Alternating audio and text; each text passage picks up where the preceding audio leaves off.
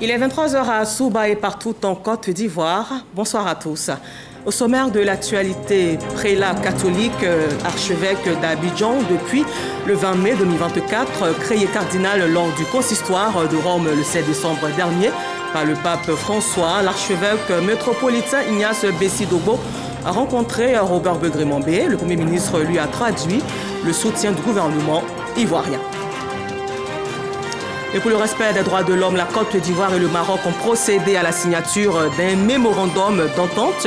Et ce mémorandum signé par la ministre de la Cohésion nationale, de la solidarité, de la lutte contre la pauvreté, Miss Belmonde Dogo, porte sur le domaine de la lutte et la prévention de la traite des êtres humains. Et puis à quelques heures de la célébration de Noël, la population s'active pour la réussite de cette fête. Grandes surfaces et marchés sont bondés de monde. Une ambiance à voir dans ce temps d'information. Merci d'être des nôtres sur RTI 1. Créé cardinal lors du consistoire de Rome le 7 décembre dernier par le pape François, l'archevêque métropolitain Ignace Bessi Dogbo a reçu un hôte de marque. Le Premier ministre Robert Begré-Mambé est venu féliciter l'homme de Dieu et traduire le soutien du gouvernement ivoirien pour la réussite de sa mission à la tête de l'Église de Côte d'Ivoire, Hervé Blé, Ulrich Adangan. Le Premier ministre Robert Begré-Mambé rencontre le nouveau cardinal Ignace Bessi Dogbo. Première activité officielle du premier responsable de l'Église catholique de Côte d'Ivoire après sa création comme cardinal au cours du consistoire du 7 décembre dernier à Rome par le pape François. Mon élection comme cardinal, le gouvernement ivoirien m'a accompagné. Et donc, pour moi, cette visite est dans la continuité de bonnes relations avec l'État. Et mon élection comme cardinal est une bénédiction de Dieu qui intervient pour un pays qui en a besoin. Et je pense que la Côte d'Ivoire mérite ce titre de cardinal. Comme vous l'avez constaté, beaucoup de pays attendent. Mais notre pays a été honoré. Et donc, je voudrais profiter de cette occasion pour appeler les uns les autres à la cohésion, à la vie en communion, pour que dans la communion ensemble, nous recherchons la paix pour le développement de notre pays. La paix, un acquis à préserver, le sens du soutien du gouvernement envers l'Église a rappelé le chef du gouvernement. Je tenais à le saluer et pour l'encourager, pour lui apporter toute notre affection après que le président ait soutenu auprès de toute la communauté sa grande nomination qui est une fierté pour tous les Ivoiriens. Je salue tous nos frères et sœurs ivoiriens, leur souhaite très bonne fête de fin d'année et que Dieu bénisse chaque famille et lui donne la paix et la foi. Parce que ce pays est un grand pays et on prie pour le président afin que la Côte d'Ivoire rayonne. Monseigneur Ignace Bessi Dogbo est le 4e cardinal de l'histoire ecclésiale de la Côte d'Ivoire. Elle a décidé de défendre les couleurs orange, blanc et vert. Aussi, Kimi Lorraine, championne mondiale des plus de 68 kilos de taekwondo, accompagnée du ministre délégué au sport, Maître Silas, et ses parents ont rencontré le chef du gouvernement, Robert Begré-Mambé, à sa résidence. À 16 ans, Lorraine Kimi est courtisée par plusieurs nations européennes. La Côte d'Ivoire, son pays d'origine, entend donc mettre à sa disposition les moyens pour l'accompagner dans sa progression. Franck Quadio.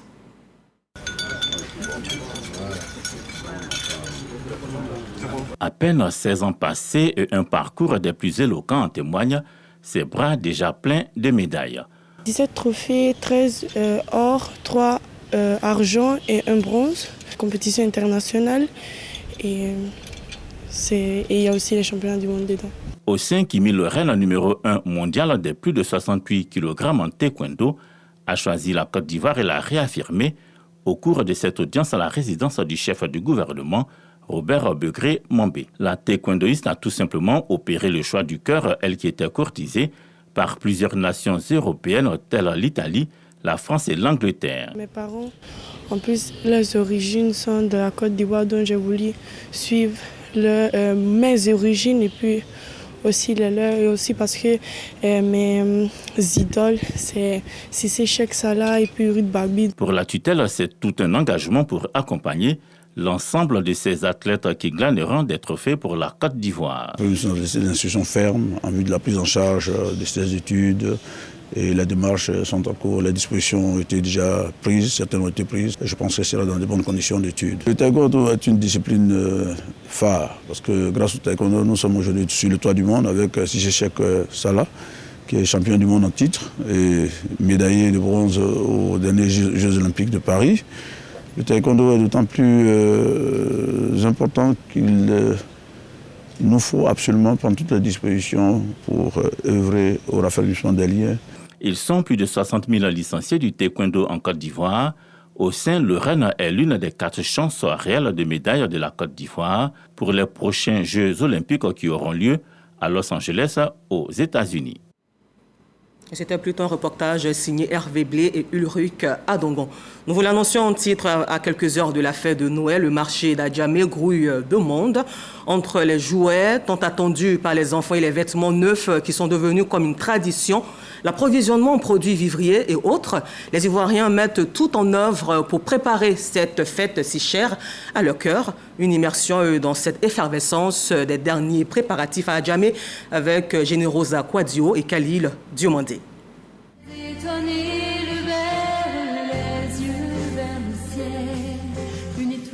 Les couleurs et l'ambiance de la Noël s'installent dans les marchés d'Abidjan, notamment à Adjamé. Jouets, mèches, vêtements, des produits prisés en cette période festive. Les jouets en particulier attirent les parents désireux de combler les rêves de leurs enfants. La Noël, c'est vraiment le temps de célébrer notre Seigneur Jésus-Christ. Donc nous profitons de ce moment-là pour manifester notre amour. Sans cadeau, les enfants ne sentent pas les fêtes. Et puis les tout petits sont encore dans la magie de Noël. C'est ce petit moment-là qui nous procure, nous parents aussi, de la joie. J'ai choisi des poupées. À chaque fois qu'on peut, on fait plaisir aux enfants. Dans les rayons des magasins de vêtements, l'effervescence est tout aussi palpable. Acheter des vêtements neufs reste une tradition incontournable. Tous veulent voir leurs enfants élégants, prêts à festoyer. On doit saper nos enfants, on n'a pas le choix, c'est une tradition. On tourne jusqu'à Noël arrive, on doit faire le bim-bim. Les boutiques de mèches ne sont pas en reste. La ferveur des Ivoiriens transparaît dans chaque allée. Ceux qui étaient à genoux là pour venir faire les achats, en tout cas, c'est pas facile. Ils ont tout augmenté ici. Certains commerçants voient leur volume de vente grimper. On a augmenté nos stocks de 30% par rapport à l'année passée. Parce que l'année passée, ça nous a donné le courage cette année d'augmenter la capacité pour satisfaire tous les clients. Quand d'autres n'hésitent pas à exprimer leur déception face à des résultats en deçà de leurs attentes. Il y a personne pour venir faire achat, on ne sait pas comment on fait. Donc on prie Dieu, le client n'a qu'à venir remplir. On a des marchandises, mais cette année-là, vraiment, ça n'a pas marché. Les clients ne sont pas venus beaucoup. La Noël, c'est aussi et surtout l'occasion de régaler les papilles. Les marchés de vivriers et de volailles sont pris d'assaut par les ménages à la recherche des ingrédients pour concocter des mets délicieux. Pendant que d'autres achètent des habits, nous on pense à notre vente. On fait du placali, la sauce graine, poulet grillé, viande hachée et puis un peu de spaghettis et tout. La fête, c'est aussi bien manger. Au-delà des achats, la fête de Noël reste avant tout un moment de partage, de convivialité et de bonheur. Une fête qui réunit toutes les générations autour de valeurs communes. Et puis, dans cette même mouvance, les supermarchés et grandes surfaces grouillent de monde. Les parents et enfants s'activent pour les derniers préparatifs.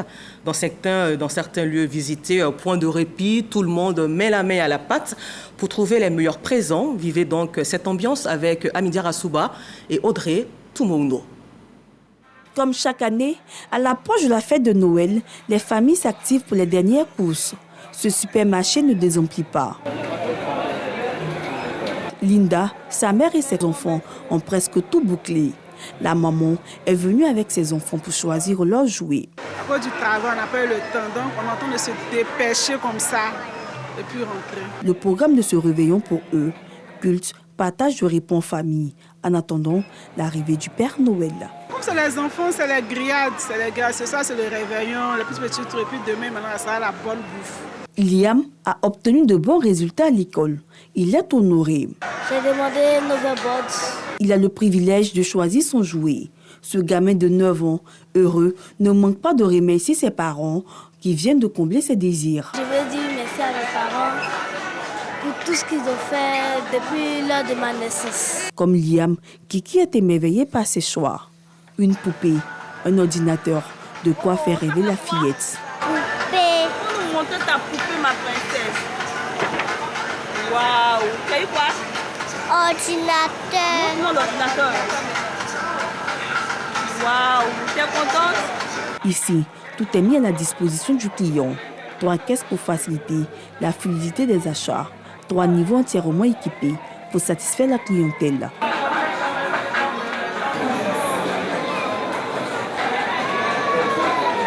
Les échanges entre familles, amis et copains vont bon train pour trouver le cadeau idéal à offrir. Les enfants demandaient principalement des tablettes et puis des vélos. On a essayé de faire l'effort de leur offrir ce qu'on peut. Voilà. Donc c'est comme ça qu'on compte leur faire vivre la fête de Noël. À Noël, les familles sont visiblement déterminées à rendre ce moment magique. Tous les moyens sont donc mis en œuvre pour passer des moments féeriques. Henriette Dagri-Diabaté, grande chancelière honoraire de l'Ordre national, gâte les enfants en cette fin d'année. Elle a offert un arbre de Noël aux enfants de ses collaborateurs et bien d'autres venus de divers horizons. Les enfants qui ont eu droit à des jeux et des cadeaux remis par le Père Noël ont exprimé leur gratitude à l'endroit de la grande chancelière honoraire. Une cérémonie qui s'est tenue à sa résidence, Konaté Moussa, Barnabé, Kona.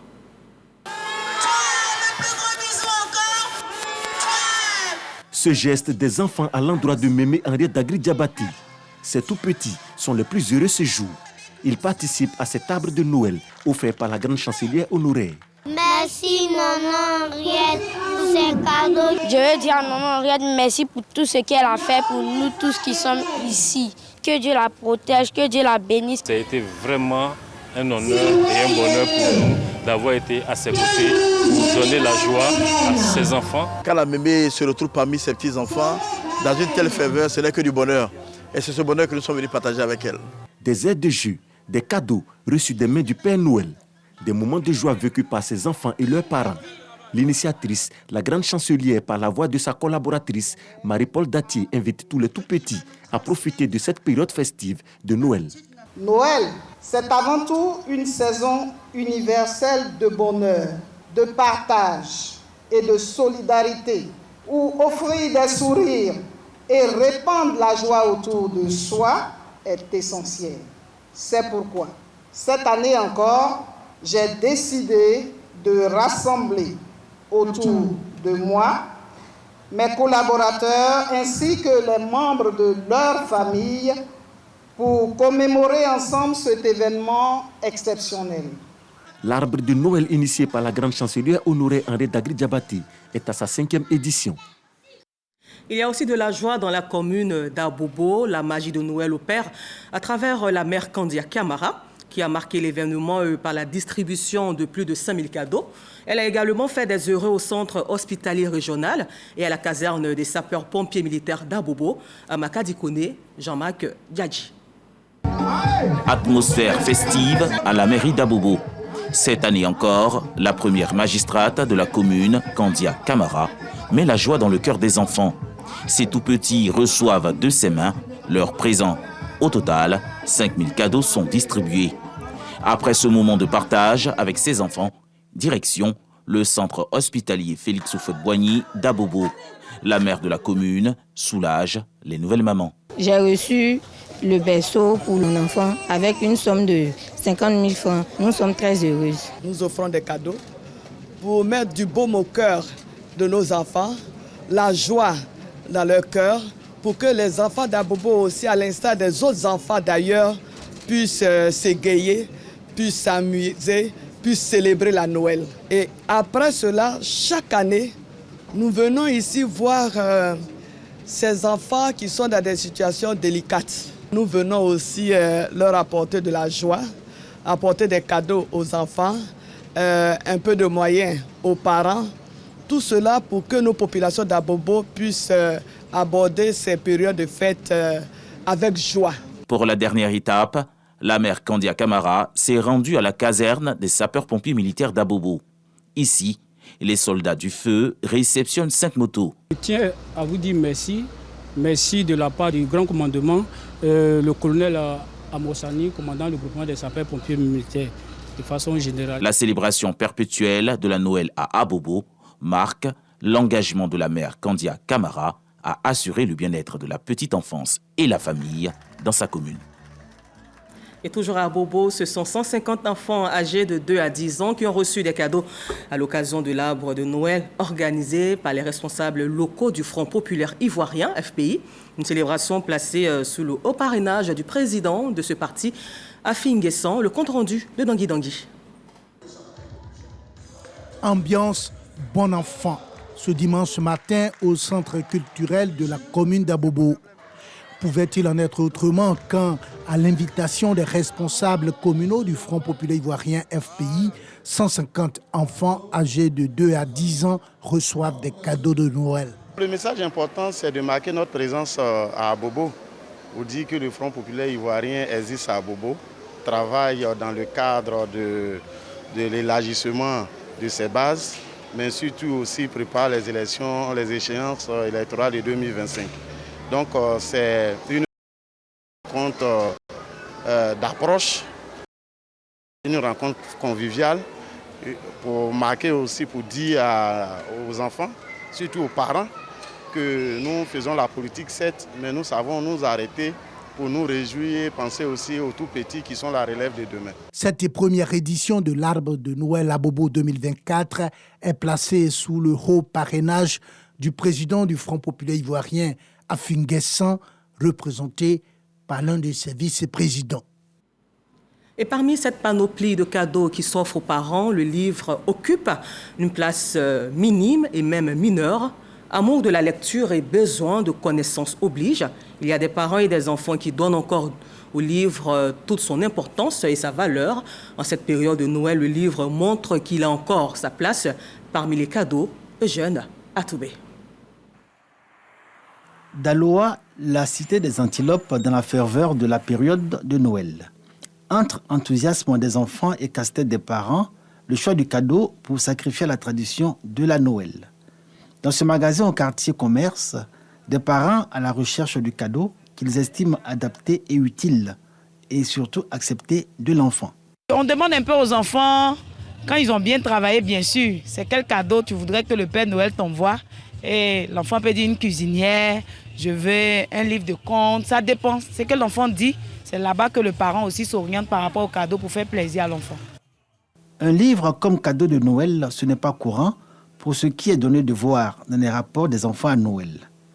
Les parents évoquent l'exigence de donner à leur progéniture une bonne éducation à travers la lecture, contes traditionnels ivoiriens, histoire moderne, bande dessinée ou livres illustrés.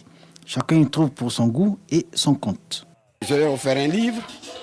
Bon, ben, avec l'accord de la fille même, elle est venue, elle dit que non, papa, je veux un livre. J'ai dit, bon, ça tombe bien, on est venu, on a fouillé. Comme elle est fille, et Yasmina étant fille, bon, ça me fait plaisir. C'est instructif, c'est éducatif. Le livre aussi est encore mieux que les jouets. Cette année, on constate que les parents ont changé un peu la cadence. Ce n'est pas que les vélos, les tablettes, les poupées cette année-là. On a constaté qu'il y a... Bon, beaucoup ont opté pour les livres bibliques, les contes. En tout cas, beaucoup de livres. Dans les librairies et magasins où l'on trouve des livres pour enfants, l'atmosphère contraste avec celle des rues et des magasins de vente de jouets pris d'assaut par les parents.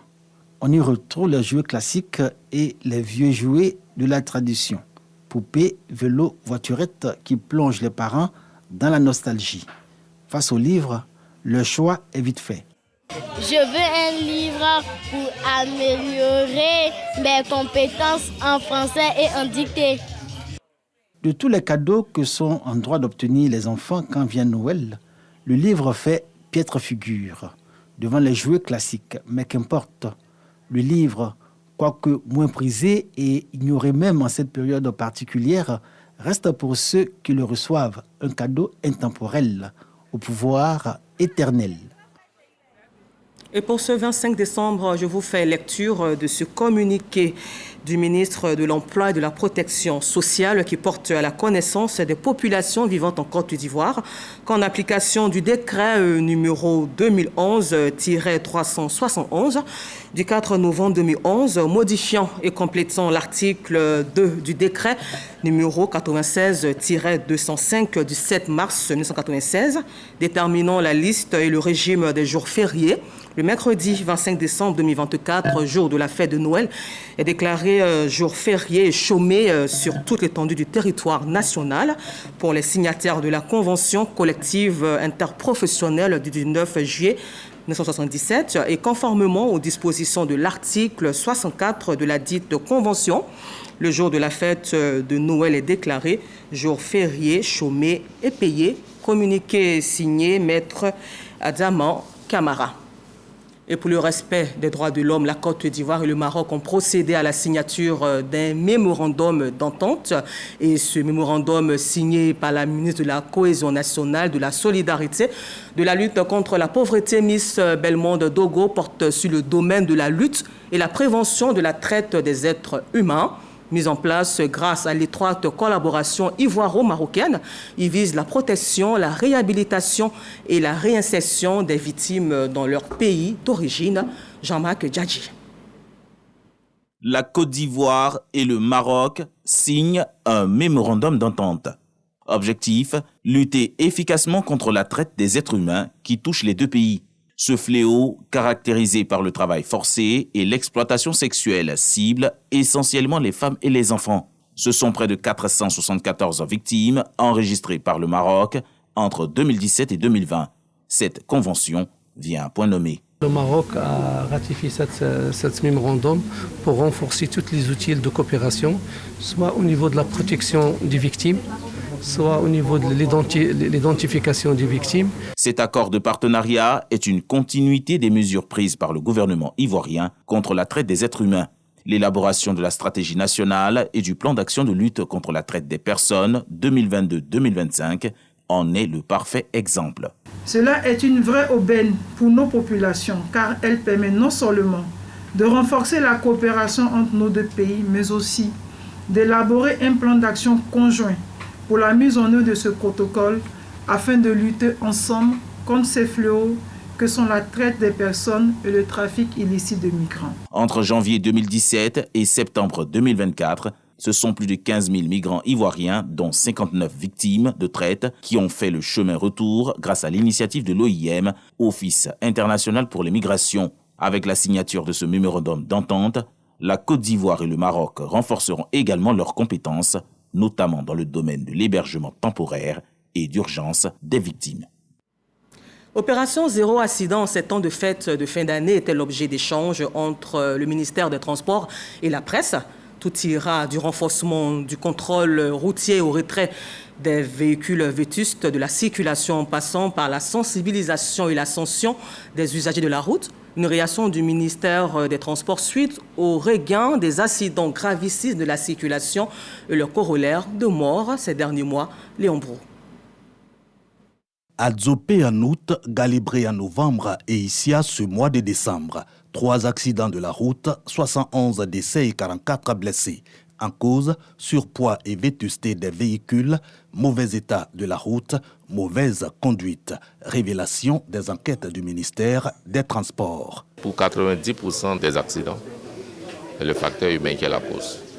Ensuite, vous avez environ 5% des causes qui sont liées à l'état de la route et 5% au matériel, c'est-à-dire au véhicule. Enregistré durant le premier semestre 2024, la baisse de 30% des décès accidentels. Cette réduction, l'unique motivation des réformes du ministère des Transports qui arrête dans l'immédiat l'équilibre entre sanctions et sensibilisation à la sécurité routière, l'intensification du contrôle routier. Même quand un véhicule dispose de la visite technique, si de manière visuelle, l'agent commis au contrôle constate que le pneu, par exemple, est usagé, il faut que le véhicule soit immobilisé. Si vous constatez par exemple que les dispositifs d'éclairage ne sont pas au top, il faut immobiliser le véhicule. Aux engins à 2 ou 3 roues, le ministère des Transports interdit dès janvier 2025 l'accès aux voies à grand trafic. A priori, on n'a aucun problème à ce que des engins à 2 et 3 roues circulent. Mais il faut juste respecter le code de la route. Il faut savoir s'arrêter au feu tricolore. Il faut porter le CAX. Il faut disposer du permis de conduire. L'axe central du VGE sera interdit à la circulation des engins à 2 roues. Ils pourront utiliser les bretelles ou les voies de contournement. Ces mesures pour réduire dans la dynamique des réformes du système national du transport les décès accidentels imputables à 37% aux engins à 2 ou 3 roues. Dans le Becker, précisément dans la commune de Sakasso, le village d'Assandré, se tient la première édition des journées socio-économiques et culturelles. L'initiative d'Emmanuel Kofi Aoutou, cadre de Sakasso, veut faire d'Assandré le pôle agroéconomique et culturel de développement durable. Et cet événement majeur dans le royaume baoulé a enregistré la présence de plusieurs personnalités. Djeneba Ouattara, Kader Sogodogo. Assandré, village du département de Sakasso. Cette localité où vivent plus de 5000 âmes vibre aux couleurs de la première édition des journées socio-économiques et culturelles de Sakasso dénommée Assandré 2024.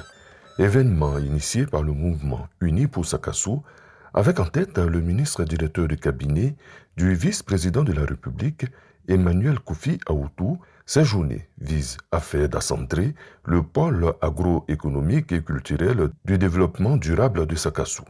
Je veux saluer le développement qui offre des opportunités d'emploi stables, en priorité à nos jeunes et à nos femmes pour leur autonomisation.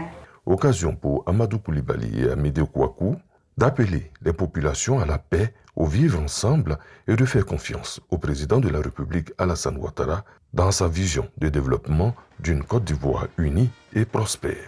Si vous aviez eu l'idée d'organiser ces journées socio-culturelles, c'est pour mettre en avant les potentialités de cette belle région de Sakasso qui abrite le royaume de tous les Baoulés. Je veux juste dire à l'ensemble du Wanembo que le développement continue son chemin et que le développement va atteindre tous les hameaux de la Côte d'Ivoire. Mais pour cela, il faut qu'on ait confiance à son Excellence, Monsieur le Président de la République, Alassane Ouattara. Ce cadre d'échange a permis aussi au directeur général du Conseil Café Cacao, Yves Brahim Makone, d'inviter les populations à la pratique de la culture du cacao dans la zone avec les nouvelles techniques. Les membres du gouvernement et autres acteurs sont honorés pour leur contribution au développement du département de Sakasso. Des infrastructures scolaires hydrauliques ont été inaugurées à cette occasion. La Fondation pour Parcs et Réserves de Côte d'Ivoire a procédé à la cérémonie de pose de première pierre de son siège dans la commune de Cocody, un édifice à usage bureau d'une surface de 778 mètres carrés qui sera construit sur une parcelle de 1635 mètres carrés. Cet événement qui a réuni plusieurs personnalités permettra à la Fondation d'accroître sa notoriété et de mobiliser davantage de financement pour la conservation durable des aires protégées en Côte d'Ivoire. Ce coup de truelle marque le début des travaux de construction du siège de la Fondation pour les Parcs et Réserves de Côte d'Ivoire. De cet édifice sortira un bâtiment principal de R+3, regroupant des salles de réunion et des bureaux pour les agents. Il était impératif de concevoir un espace fonctionnel, inclusif et respectueux de l'environnement, en phase avec notre engagement pour la durabilité. Il est le fruit d'un processus collectif, rigoureux et orienté vers l'avenir. Le ministère de l'Environnement, du Développement durable et de la Transition écologique voit en ses efforts une avancée dans la protection et la préservation des parcs et réserves de Côte d'Ivoire. Grâce à vous, nos parcs nationaux bénéficient non seulement d'un appui financier solide, mais aussi d'une reconnaissance accrue au niveau national et international. Ensemble, nous pouvons bâtir un avenir où l'homme et la nature coexistent en harmonie, où chaque parc, chaque réserve sera un témoin vivant de notre responsabilité collective. Depuis sa création en 2003, la Fondation pour les parcs et réserves de Côte d'Ivoire s'impose comme un modèle en matière de financement durable pour la conservation des parcs nationaux. Voilà, c'est tout pour aujourd'hui. Encore merci à vous de nous avoir suivis et bonne fête de Noël à la communauté chrétienne d'ici et d'ailleurs.